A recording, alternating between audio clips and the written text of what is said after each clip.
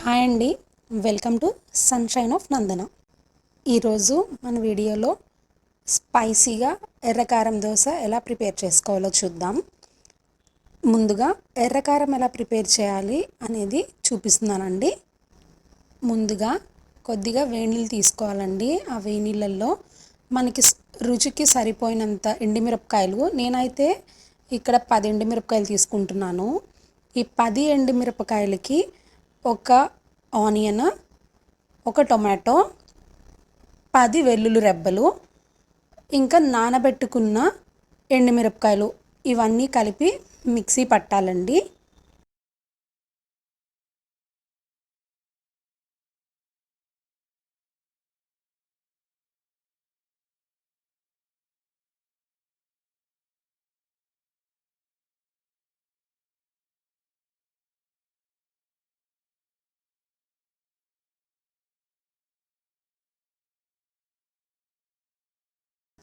Mixie వేసేటప్పుడు రుచికి సరిపడా కల్లుప్పు మరియు జీలకర్ర ఈ రెండు యాడ్ చేసుకొని మిక్సీ పట్టండి. Our hearts beat to the city streets. We began to feel the fire. We rise like tall buildings. ఇప్పుడు ఎర్రకారం దోశకి ఎర్రకారం ప్రిపేర్ చేసేసుకున్నామండి. పక్కన స్టవ్ ఆన్ చేసి ఇంకా దోశ వేసుకోవడానికి ప్యాన్ హీట్ చేసుకుందాము. ప్యాన్ అయితే హీట్ అయిందండి. హీట్ అయిన ప్యాన్ మీద ఇలా ఆనియన్ని స్ప్రెడ్ చేసుకోవాలి.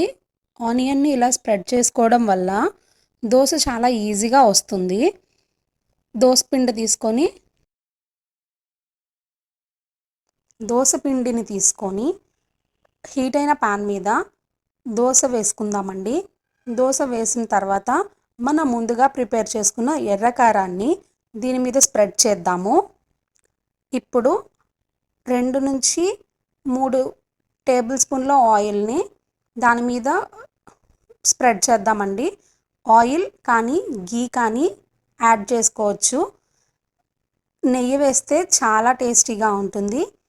మంటని లో ఫ్లేమ్లో ఉంచండి. ఇలా చేయడం వల్ల కారము దోశ రెండు బాగా మగ్గుతాయి, మంచి క్రిస్పీగా వస్తుంది.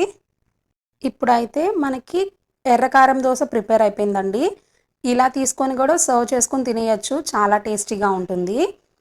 మళ్ళీ సేమ్ ప్రాసెస్ ఫాలో అవుతూ దోశ మొత్తం ప్రిపేర్ అయిన తర్వాత, ఎర్రకారం దోశ వరకు ప్రిపేర్ అయిన తర్వాత ఎగ్ని బ్రేక్ చేసుకొని ఇలా నీట్గా స్ప్రెడ్ చేసుకోవాలండి. ఎగ్ని ఇలా నీట్గా స్ప్రెడ్ చేసుకున్నాక గుడ్డు ఎర్రకారం దోశకి 2 పక్కల దోశను కాల్చాలండి. దోశ కాలిన తర్వాత రెండో పక్కకు కూడా తిప్పుకొని కాల్చాలండి.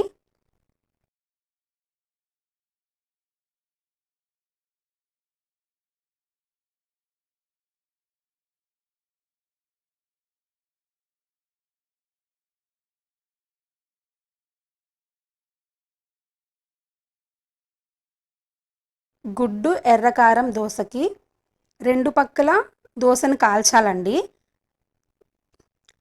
దోశ కాలిన తర్వాత రెండో పక్కకు కూడా తిప్పుకొని కాల్చాలండి. ఇప్పుడు 2 పక్కల కాలిపోయింది. సో ఇంకా మనం ప్లేట్లోకి తీసుకొని సర్వ్ చేసుకొని తినేయడమే.